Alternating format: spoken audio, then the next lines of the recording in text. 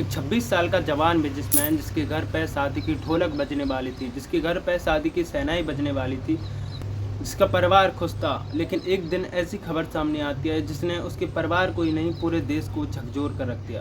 पहले तो इसे सिर्फ एक हादसा बताया गया, लेकिन जब पुलिस ने इन्वेस्टिगेशन शुरू किया तो इसके पीछे की सच्चाई सुनकर आपके रोंगटे खड़े हो जाएंगे। तो चलिए वीडियो को शुरू करते हैं। इस कहानी की शुरुआत होती है 18 जून 2026 से, जब सिया और केतन पुणे के लोहागढ़ किले में घूमने के लिए गए। लेकिन वहाँ से सिया की कॉल आती है। उनके परिवार को कहती है कि केतन की पैर फिसलने से डेथ हो गई। जब केतन की बहन ने इस खबर को सुना तो उसको विश्वास नहीं हुआ कि सिया सच कह रही है।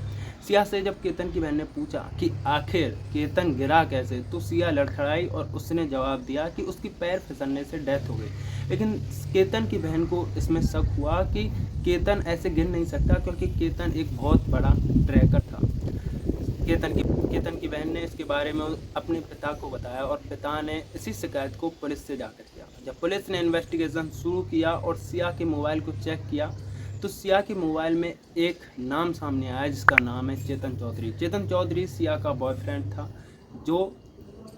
बॉयफ्रेंड था और सिया उसी से शादी करना चाहती थी। सिया केतन से शादी करना नहीं चाहती थी और सिया चेतन से शादी इसलिए नहीं कर सकी क्योंकि उसे परिवार का दुख था और अपनी बेइज्जती होने की शर्म थी। इसलिए इस मक्कार लड़की ने केतन को अपने रास्ते से हटाने की कोशिश की, और ये कोई पहली बार अंजाम नहीं था। 14 जून को भी ये अपने इस घिनौनी हरकत को अंजाम दे चुकी थी, लेकिन किसी तरह केतन वहाँ से बच निकला और 18 जून 2026 को दोबारा लोहागढ़ किले पर ले जाकर इसने केतन में धक्का दे दिया, जिसकी वजह से उसकी डेथ हो गई। और ऐसी डेथ जिसने आज पूरे देश को झकझोर कर रख दिया। 17 जून 2026 को सिया और चेतन मिलते हैं और एक कैफे में जाकर पूरी डेथ की स्क्रिप्ट लिखते हैं। चेतन अपने आप को क्राइम पेट्रोल देखने के बाद बहुत बड़ा मास्टरमाइंड समझ रहा था और वो अपना फ़ोन अपने घर पे ही छोड़ के आया ताकि पुलिस को उसकी लोकेशन का पता ना चले, और वहाँ से एक एम्प्लॉय का फ़ोन लेके आया जिसने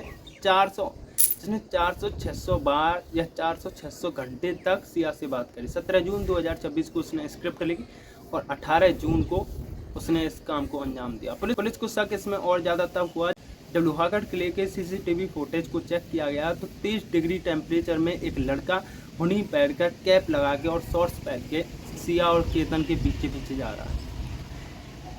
केतन ने जैसे ही फोटो खींचने के लिए कहा तो पीछे से दो हाथ आए और उसमें धक्का मार दिया।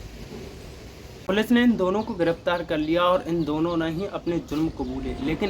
लेकिन इस मक्कार और बेशरम लड़की की इस हरकत से उसका परिवार उजड़ गया, उसका हंसता खेलता परिवार उजड़ गया और हमारे देश में एक सन्नाटा छा गया कि अब कोई 100 बार सोचेगा शादी करने से पहले कि मैं इससे शादी करूं या ना करूं।